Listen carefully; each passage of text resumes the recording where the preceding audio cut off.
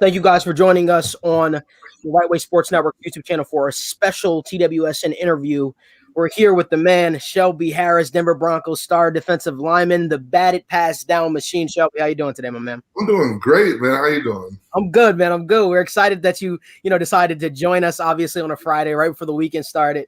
So we're hoping to have a great interview. A lot of people have been jazzed up about this. A lot of people have been buzzing to ask you a bunch of questions. I know I certainly am. Guys, make sure you follow us on TWSN on all our social media platforms. Download the TWSN mobile app. And with that being said, we're going to jump right into it, right? I want to make this really quick, Shelby, to respect your time. So, Shelby, this interview, part why we wanted to do it was I was telling Allie, who's a good friend of ours, a mutual friend, I've always been a huge fan of yours, right? I've always been a huge fan of yours in the NFL, and I always felt like you didn't get a lot of praise as you should have. And I think that you're one of the best interior defensive linemen in the NFL, to be quite honest with you. I'm a big fan of yours. Okay. So, we wanted to do this interview pretty much just highlight you. So I'll start it off with something cool. So growing up in Wisconsin, who were some of the guys you looked up to? Well, I was a huge Green Bay Packer fan, a Milwaukee Bucks fan, Milwaukee Brewers fan. So when I was coming up, we had Ray Allen. Oh yeah. People forget Ray Allen was on the Bucks, and that was when I forgot. Ray Allen, Reggie White, Brett Favre. And then even Aaron Rodgers. Like I was there when people won't admit this, but everyone hated that pick when they picked Aaron Rodgers. Everybody was booing. Everybody's like, "No, Favre is going another 10 years." Right. And now they act like now they love him, and now it's the same way for love. So you just wonder if it's going to turn out the same way. Right. But growing up, definitely Reggie White was a big inspiration for me. We're my mom loved football, my brothers love football, so we're a football family. So definitely, I would say Reggie White would be number one. Awesome. Yeah, Reggie White is so funny. I just came out recently with my favorite pass rushers list of all time, and Reggie White was number one for me. And everybody's like, Lawrence Taylor. And I always felt like Reggie White. A lot of people are forgetting about Reggie White. Reggie White was awesome. So with that being said, are you still a Milwaukee Bucks fan as well? Oh yeah, diehard, fear the deer. So when are you guys gonna come out the East, man? When are you guys coming out? This year, here's what's gonna happen. Everyone's all caught up in the Nets and all that jazz and all that stuff. Real hoopers know, just Drew Holiday, like that that pickup right there with him and Middleton, and I think because he's been hurt lately, he hasn't been playing. Once he starts playing again, back in the swing of things, they haven't really been practicing much. It's going to work out perfectly for when the playoffs come around. Right. And they're going to be hitting their swing, and it's going to be over. Because think about it like this. Like, if we would have had, Eric Bledsoe's a good player. Like, a good player. It's just, he's a real defensive-minded player. Right. With Drew Holiday, you get both. You get both players. You get an offensive player and a defensive player. Like, a great offensive, great defensive player. So I think that added in with, Middleton and Giannis, it's just going to take over once the playoffs come. So you think the Bucks can compete with the Nets? Yeah, I have no doubt. Shelby, we're talking James Harden, Kevin Durant, Kyrie. All starters, no bench at all. I like that. I think all starters. Like literally every team that wins, it's never just the starting lineup that makes them win. Just like when the Raptors won that year, who was the big story? Fred VanVleet coming off the bench. This is what I mean? Like that's always like the thing that's going on. So I think in basketball it's real big of having, the good bench. Yeah. Wait, I gotta ask you this because I had no idea you were this big of an NBA fan, but I gotta ask you this. Who's your GOAT? Is it MJ? Is it LeBron or is it somebody else? See, low-key mine's Wilt. I've always thought okay. Wilt is always like what he did, no matter what the competition was, put up 100 points on somebody is ridiculous. Right. If you're talking about MJ, LeBron, my thinking behind it is, there's two things. One, after everything that happened to Kobe, let's just sit down and appreciate the players we have in front of us, the once in a lifetime players. Like, let's sit down and actually just appreciate these players. But two, they were asked to do two completely different things. Look, my MJ was never asked to go out and be a facilitator and be the team. Right. They built a team around MJ of what they wanted him to do, go out there and score. Right. They had Scotty to do all that stuff. Absolutely. And, they had Robin go out there rebounding, they had Cartwright, they had all these people go out there and do all the other stuff they'd asked for. The thing with LeBron is LeBron's asked to do a little bit of everything. So all his role players are they do a little bit of everything. Yeah. And so I think, really, like, I got to go with LeBron. Thank you, my man. I got to go. My man. That's what I was hoping for. It's just, I think whenever there's anything in the past, we get stuck on it and we don't want to let it go. Mm-hmm. And I think it's just, we just have to admire the greatness in front of us while it's here. Absolutely. And I definitely think LeBron is the greatest of all time. I love to hear that, man. I'm gonna let Daniel get in here, ask some questions, but we definitely got some more stuff to ask you. Respect, brother. Respect. You said LeBron. I'm a big LeBron guy. Yeah, Shelby, you need to start your own podcast, man. You got to start your own show. But a question: growing up, at what point did you truly realize that the NFL was an attainable goal for you? College. I think that was a 4-star recruit coming out, but that still didn't hit. Like, because when I found out I was a 4-star recruit, I had no clue what that meant. Right. I was just like, here's my thing: is like, being from Wisconsin, growing up in Milwaukee and stuff, there aren't that many big time football recruits to come out. Every year there's like 1 or 2 national recruits, maybe. And so I just happened to be one of those national recruits. I had no clue about it. I had no one before me who could show me, be like, here's all your options. Here's what you could go. Here's all this stuff, everything that really could have helped you. Right. Coming out. But so I didn't know how good I was. I remember in my senior year, my sophomore year, my football coach pulled me in. He said, you're going to get a little bit more attention than a lot of your other teammates, and you got to know how to handle it. And I'm thinking, like, what do you mean? Right. You mean attention? I remember being the fat kid in 5th grade that was unathletic. You know what I mean? So when it all changed up and everything, it kind of, it kind of hit me by storm. But then once I started playing in college, I knew I could do this. Absolutely. Yeah. So sticking with that mindset that you have, after being drafted in the 7th round and the challenges you face along the way, what has been the most important thing that you've learned from that process? Man, no, really, it sounds really cliche, but never give up, man. When you talking about, because I was drafted 7th round, I've been cut like 6-7 times, 4 different teams. My 3rd year in the league, I wasn't on a team until week 16 with the Cowboys, and I was on the practice squad.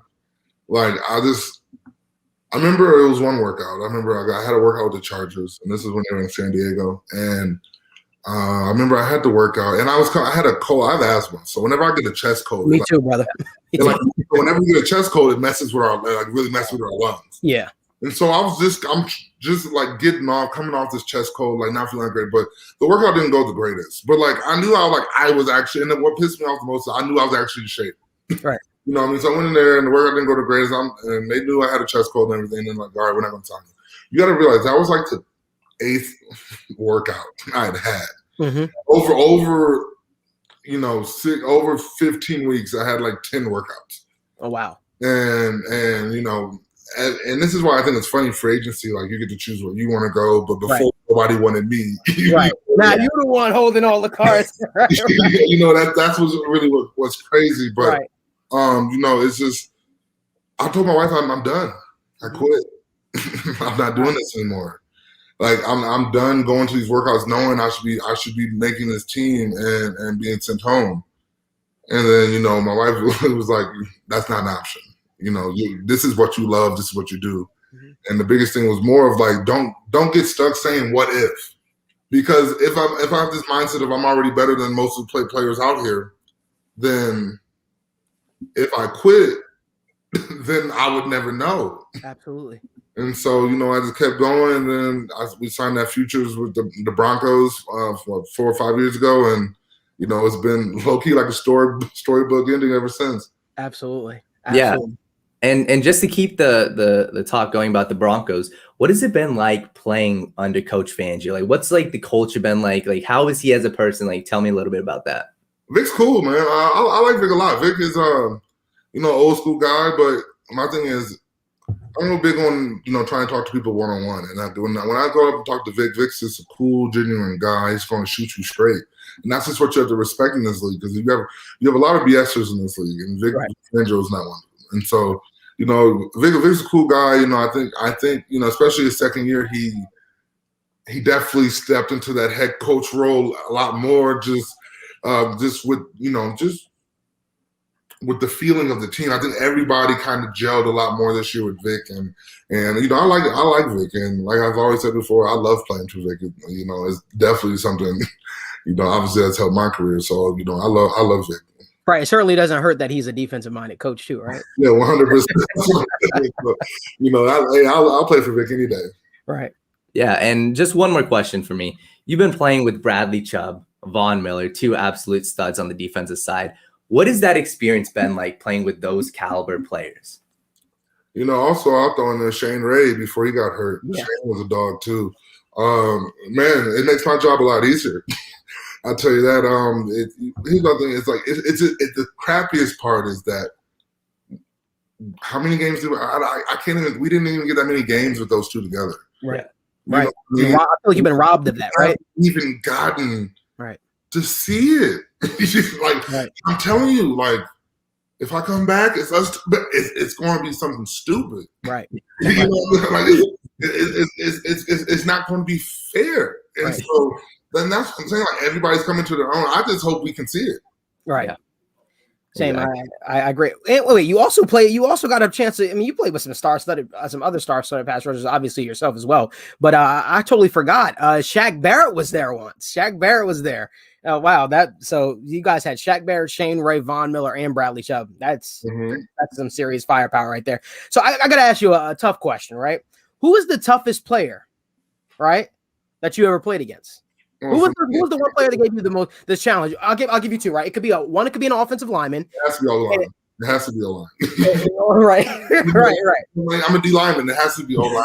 Right. Who I go against? Right. Today, that like all the other stuff is easy. It's getting past those guys. And honestly, for me, it's really hard to like. Just for my confidence in it, and this is probably going to sound terrible, but like I think I'm better than everyone I go against. That's just mindset. That's just the mindset I go into. Like I'm going to beat the guy in front of me. So it's very rarely when I'm like, oh, this guy's good. You know what I mean? Like it's very this guy. All right, like let me actually like really like figure out something for him. Right. I said, I would definitely say it probably was Clutchio Simile that first year. He was not, when he first got to Oakland those first years when he was like when they were really just running that power offense, just trying to run the ball down your throat, and man, it was just he was just so big and strong, and he was healthy, and he could move a little bit. He was just strong as hell. So I definitely think he's probably one of the better guards I've ever gone against. So I got to ask you this, right? When you're on the football field and Shelby Harris is lined up against the Kansas City Chiefs. And you get past the offensive lineman, and you see Patrick Mahomes is right there in sight. Then you just look behind you, the ball's out of his hand. What goes? I'm sure you've had many moments like that where you're like, what do you think makes Patrick Mahomes so special? I mean, you guys he's in the same division as you guys, so you play him twice a year. What is it like playing against Patrick Mahomes? What is like what is that like? What is that experience like? So I feel what people fail to give credit to is that Mahomes didn't play his first year in the league. Yeah, no, he didn't. And I think sitting behind a true pro like Alex Smith really, like helped him, because Alex Smith really doesn't make mistakes. That's his game. It's more of a game. But here's the thing: you add on the whole Alex Smith mentality with Mahomes, and that's what you got. Because Alex Smith was back there running around making stuff work, but he wasn't throwing the ball 50 yards downfield. It was more like throw a slant here, throwing out here, throwing in there. But like literally, like Mahomes is he's just doing it, and you got to respect it. It's just everything. The mobility of him, because when you saw him in the Super Bowl, when there's pressure, he still finds a way to get around. Yeah, still finds a way to make throws. So just that, just being able to do that, most quarterbacks can't do that. Right. Like if that happened to Tom Brady's getting smacked. He's old. Right. Absolutely. That's my guy, dude. He won. He's a winner. But like the thing is, like if he had to deal with that. But also the Chiefs' offense isn't meant for short passes. Right. There's a couple here and there, but then it's gone. And so the one way, the main way you can affect them is pass rush. Right. And so you just saw Mahomes, but still Mahomes. It's just crazy. Mahomes was still doing it. Mahomes was still out there, still doing the thing. And so that just shows you how good he really is. Right. Since we're talking about teammates and stuff like that, who was one of my favorite players coming out of their respective draft? He's got to be the coolest guy, and I got to ask you about him, Drew Lock. What has it been like? What has it been like in the same locker room as that guy, or going against that guy in practice every single day? Like a ball of energy. Drew's cool people, man. Like I like the energy Drew brings. I like the swag he brings. It's kind of like a wake up call, kind of for the offense. For me, my personal opinion on Drew is you need to ride with Drew. I say you ride with Drew because he's barely gotten a full season of games under his belt. Like he should be able to get a shot. Right. To prove that he's the guy. You can always, like, what's the difference? You know what I mean? Like, unless you go, get like a Tom Brady or something. Something out of the. No, I mean something like what's the difference? Right. So my thing is, Drew's cool. I really like Drew. I like his personality. I like just the way he interacts with the players. I've had it sometimes. Players have a hard time where they can't even talk to the quarterback. Nobody feels that way about Drew. Drew is, he's talented. Yeah. And that's it just takes reps, And here's the thing: is like I feel like with COVID and everything, a lot of young guys won't develop as fast because they're losing out on thousands of reps in the offseason. And so, we'll see. But I definitely believe like Drew's trending in the right direction. I agree. Now, you might want to share this secret with us, but what is your secret to the swatting down passes, man? We made mention to about it earlier. You are the swatted, ball pass down machine. You, JJ Watt, guys like Carlos Dunlap, you guys have perfected it. What is your philosophy on that, right? So many guys, they focus on, getting the sack, the ultimate sack number, but it seems that you affect the game in so many different ways, including swatted down passes. What has been your philosophy? What has been the biggest change, with that? So, our D-line coach in Denver, Bill Kolar, his biggest thing is if you're not going to get sacked, the next best thing is to knock the ball down. Right. And so we work it. We work it almost every day. We work it all the time. And also I think for me it's a little bit more natural. I played high school basketball, varsity basketball 3 years, and I'm a high school's all-time leader in block shots. Oh, okay. All right. We got a basketball for everything. Hey, I'm thinking Shelby on my team. I ran hurdles in high school for a little bit. Hey, but also I was 215. Things were a little different back then, but I just think it it comes down to timing. It comes down to realizing like you're not going to get there. Like you have to you have to find multiple ways to try to affect the game, and that's just right. Absolutely. Now, go ahead, Daniel. Shelby, I'm a huge guy in the NFL draft. I love scouting players. So when you're like looking at other defensive linemen, what are the best traits you see in defensive linemen? You can't teach feet. You can try to teach hands and all that stuff. You can't teach feet. If a guy has good feet, like you can make it better. But if a guy has bad feet, you make it average. You can't make it great. You can't change somebody's feet that much. But if a guy has potential already, you can change it. And so for D line, your feet, because I always say this when it comes to like pass rushing stuff, I always say it's kind of like playing basketball. And for me, I kind of have that rhythm of playing basketball. Like I'm like dribbling. It's just dribbles, crossover, like yeah. But yeah, and if you ever watch, I swear, I think like Shaq Barrett. Just watch the way he pass rushes. It's like he's hooping. It's like he's hooping, and so because it's just like with the movements. And for some people, if you get too much in your head, it throws you off, and you're trying to pass rush. And so for me, I was as simple as, all right, let's just act like we're playing basketball. And then I realized, everything's working out perfectly here. But it's just so much that goes into it.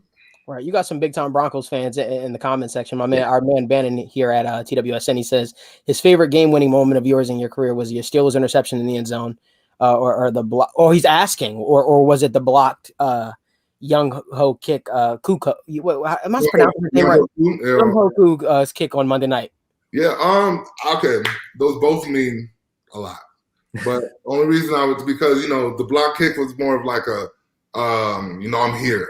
Right. The first game, like after making it out of camp, but I have to go with the interception because my daughter was born 2 days before that. Oh man, that's awesome. So it was just like a perfect, perfect ending of the week. Did you get the ball? You Yeah, well, she got her little baby pictures with it and all that. All right, good. So the final question I want to ask you, man, thanks again so much for joining us on the show. You're the definition of hard work and, making the most out of your current situation. So what is some of advice you may have for incoming rookies who, might go undrafted or who are, late round draft picks? It sucks.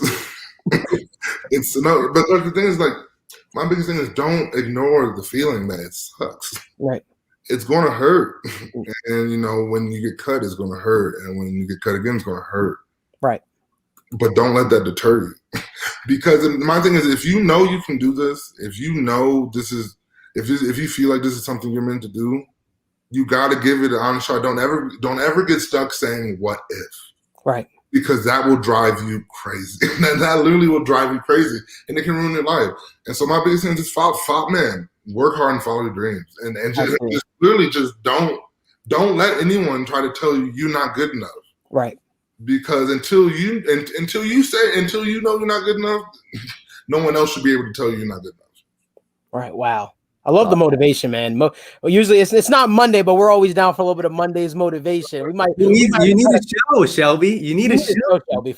I've been doing this for a long time. I've interviewed a lot of athletes. I'm really good friends with Brandon Copeland as well. Okay. And, he talks about how his journey to the NFL and stuff like that. And I told him, I said, Cope, you need to show Shelby. You need to show, my man. I've been doing this for a while. You need to show. Trust me.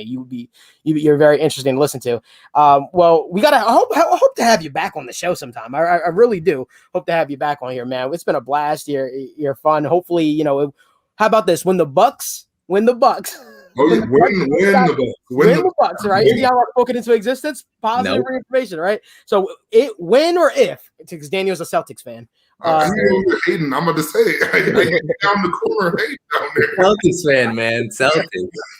We're not looking good this year, though. So, I mean, we're not even in the playoffs right now. It's looking tough.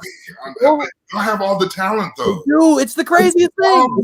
You guys have all the talent. You have great coaching. So, let me ask you a question just to keep one last question. How much does culture really affect like your locker room? Because like the Celtics culture, it seems like we have passion. Marcus Smart's the drive there, but something's off. Like, is a culture really like just talk to me about that? Oh, 100%. Culture is a real thing. Culture, it determines, culture is, it can help you. It can help a player be like, I'll stay for another half hour and get some more work. Or culture be like, let me get the hell out of here as quick as possible. Right. You know what I mean? Yeah. Oh, and that's a real thing. And the thing is, like, if people don't like being at work, then you're going to see it on the field. You're going to see the product of it. Because if you don't want to be at work, you're not willing to work when you're at work. All you're thinking about is leaving. Right. So, culture truly is a big thing for a team. And that's why you always hear a lot of the teams that win, they all love each other. They all hang out together. It's and the thing is, for a good culture, you don't even have to hang out together. You don't even have to do that, but you have to be able to respect each other. Absolutely. And also, everyone has to be able to take criticism. And that's a big thing when it comes to, athletes, is can you take criticism? Right. And I'm talking about from your peers, though. And because for a good team, a veteran should be able to go up to another vet and be, hey, we need more out of you. And for him not to take it like he's coming after me. Right. It's more like I respect you. I want you to do better, and we need you to do better. Right. And so I really feel like it always starts with respect. Love that, man. Shelby, thank you so much again, man, for joining us on the show. This has been awesome. We definitely got to have you back on again. Huge shout out to Allie for setting this up. She's awesome. Love everything that she's doing with her business. You can find Shelby on, I'm sure you're on Twitter, you're on Instagram, you're on. Oh yeah, find me everywhere. Instagram. So Instagram won't let me change my handle. It's been the same for literally 7 years. It's Shelby Harris 75 from right. I changed it 100 times, and I sent the request to support, and they're like, no. They're like, nah. No, but then on Twitter, Shelby Harris 93, hit me up, man. I'm around. Follow me. Absolutely, he's awesome. It's great following your career, man. And like I said, I hope that you have a healthy and happy off season, my man. And good luck to your Bucks. Good luck to your Bucks, man. Hopefully they can shock some people. Giannis Antetokounmpo could hopefully shake the bug of everybody saying, "Oh, Giannis, he loses early and he doesn't make a deep playoff run." So wishing them much success. Who did that sound like before? LeBron. Well, Michael. None of that. And Michael lost in the playoffs first round for 8 years, right? Or something like crazy like that. They expect you to come in and win right away. Right. My thing is, it takes people a while to figure out this league, no matter how great you are. Right. So we got to stop. We got to keep everybody equal and stop letting what's like. But actually, at the end of the day, they gave LeBron the same slander. They gave MJ the same slander. They're giving everyone any of the great players. The biggest thing is, if you don't win a championship, you suck. Absolutely. A lot of people forget too. Charles Barkley didn't win a championship, but he's looked at as one of the greats. All right, we should not so many. I think a lot of people, quote unquote, being the GOAT or one of the greats. It also matters where you land, right? If Peyton would have landed with Belichick, Peyton probably would have had a lot of rings, just like Brady did. What do you hear what Mel said? Mel said if I would have ended up in Detroit, I would have had 2 or 3 rings. Oh wow. I didn't even know he said that. Well, I think he said I saw it on Twitter. It could be. It could be. Yes. Shelby, thanks so much for joining us on the show, brother. We greatly appreciate it. Make sure you follow us on all our social media handles. We're going to have Shelby back on the show again sometime soon, my man. This was awesome. Guys, we hope you have a great night and even better weekend. Thanks so much, Shelby. Yeah,